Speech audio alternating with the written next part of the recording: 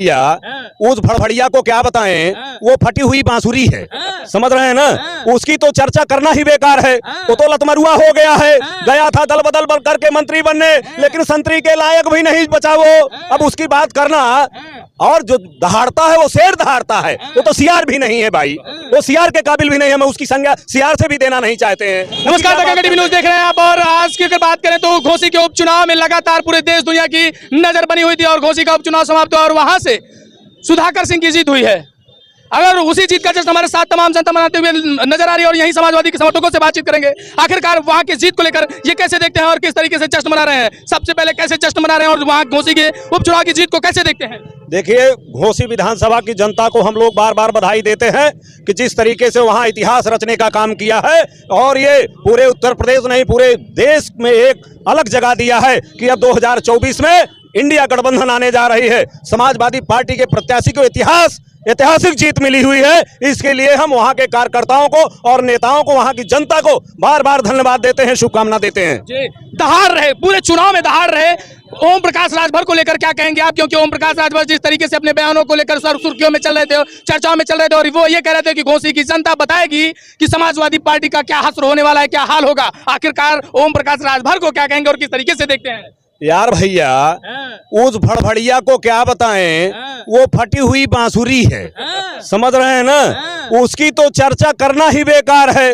वो तो लतमरुआ हो गया है, गया था दल बदल करके मंत्री बनने, लेकिन संतरी के लायक भी नहीं बचा वो। अब उसकी बात करना, और जो दहाड़ता है वो शेर दहाड़ता है, वो तो सियार भी नहीं है भाई, वो सियार के काबिल भी नहीं है। मैं उसकी संज्ञा सियार से भी देना नहीं चाहते हैं। उसकी क्या बात करते हैं। की जनता को आप क्या कहेंगे, जिस तरीके से शासन प्रशासन का दबाव आ रहा था, तमाम खबरें निकल के आ रही थी कि, और उसी कारण जो है घोसी का चुनाव जो है वो चर्चाओं में चल रहा था। आखिरकार घोसी की जनता ने किस तरह के सभी लोगों को जवाब दिया है, उन जनता के लिए आप क्या कहना चाहेंगे। देखिए, घोसी विधानसभा की जो जनता है वो समझ गई है कि ये सब फरेबी लोग हैं, ये हमको लूटने आए हैं।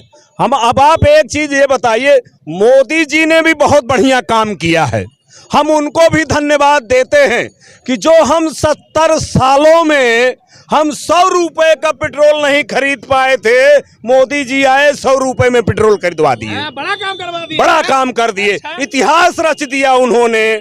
जो हम गैस सिलेंडर 400 रुपए में खरीदा करते थे, और मोदी जी आए इतिहास रच दिए, आज हम 1300 रुपए का सिलेंडर खरीद रहे हैं।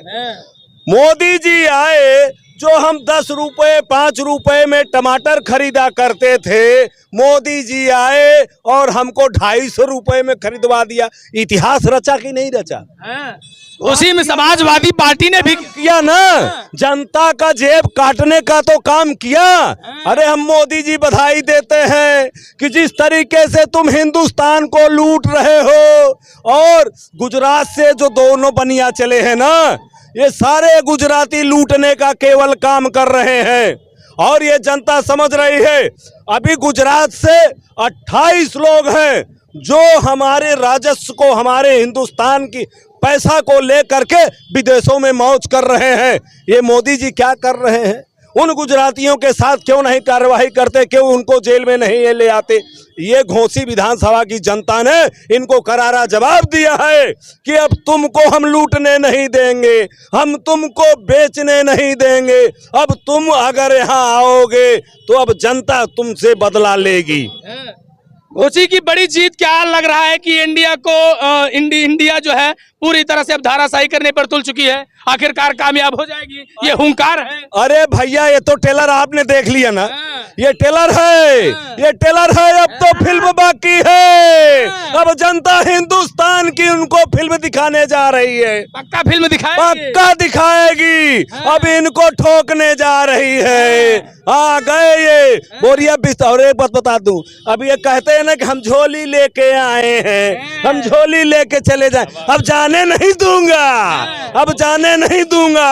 अब तुमको उठा करके जो है ना शिकंजे में डालूंगा। चिंता मत करो, तुम्हारे सारा हिसाब अब वहाँ लिया जाएगा। क्या भैया, कैसे देते हैं तो घोसी की जीत को। भाई, घोसी की जनता को पहले बहुत बहुत बधाई देता हूँ।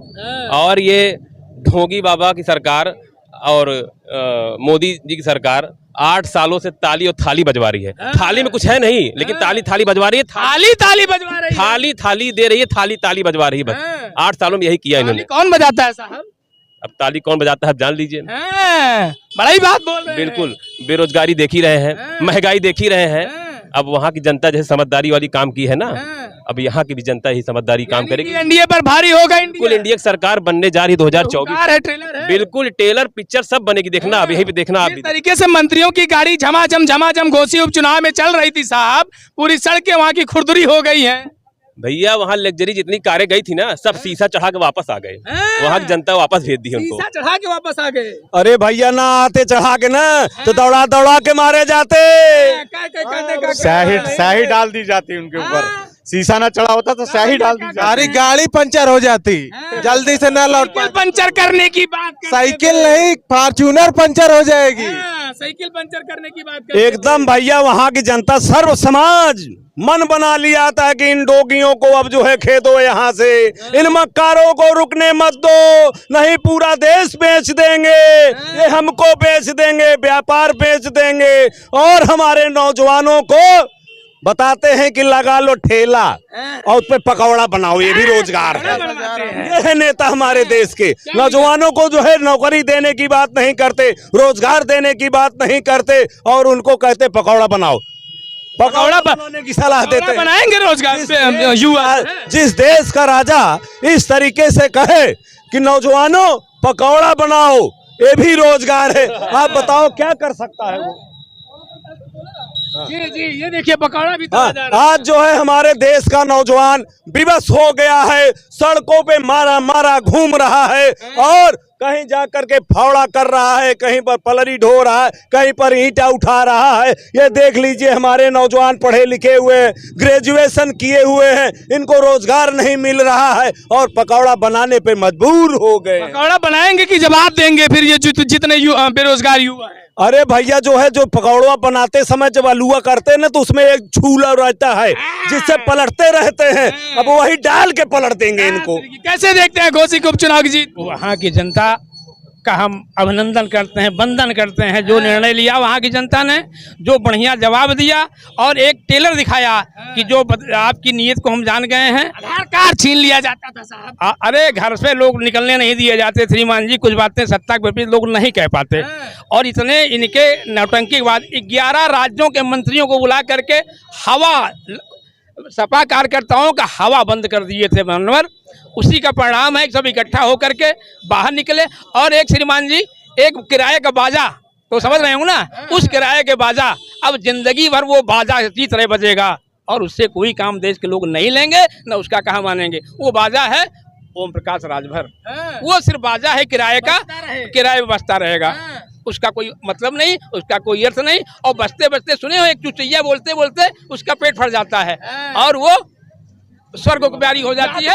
वही स्थिति इसकी है। यादों की बुद्धि 12 बजे खोलने वाले कहते थे यादों की बुद्धि 12 बजे खुलेगी और अब की बार सैफई पहुंचाएंगे। साहब कौन सैफई पहुंचा है?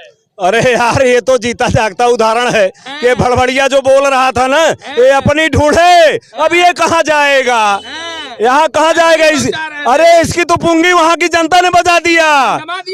अगर भाग न लिया होता ना तो पिछवाड़े पे 2 लात मार के खेत देती। उनकी बुद्धि बोल रहे थे, बुद्धि 12 बजे खुलती है, उनकी बुद्धि तो भ्रष्ट ही हो चुकी है। अब तो एकदम पूरी तरीके से बंद हो गई, पता नहीं कब खुलेगी। पूरी तरीके से रिलाई हो गई है। अब क्या बताएं, उनका समाज ही उनके साथ नहीं हुआ, केवल वो अपना नाम लेके चलते। राजभरों का ठेका ले रहे थे। राजभर ने तो वहां हुकार भर दिया था, और जिस दिन इन्होंने दल बदल किया था, आप देखे हो इनके ही पार्टी के वरिष्ठ नेता लोग इनकी तेरही कर दिए थे। इनके चित्र पर फूल माला चढ़ा करके कह रहे थे ओम शांति शांति शांति, ओम शांति हो गए। अब ये नहीं चिचियाएंगे, अब इनका भड़बड़िया बंद हो जाएगा, अब ये चिल्लाने वाला नहीं है। हाँ, ये देखिए साहब, फिर घोसी के उपचुनाव की जीत को लेकर तमाम समर्थकों में खुशी का, हर्ष और खुशी का माहौल लग रहा था, और तमाम लोगों ने अपनी अपनी बात रखी। इस वीडियो को लेकर आपकी क्या प्रतिक्रिया है, कमेंट सेक्शन में अपनी राय जोड़ दीजिएगा। मिलते हैं अगले वीडियो में। कैमरा मैन साथ में अमित कुमार, तब तक के लिए नमस्कार, धन्यवाद। देखते रहिए द गंगा टीवी न्यूज।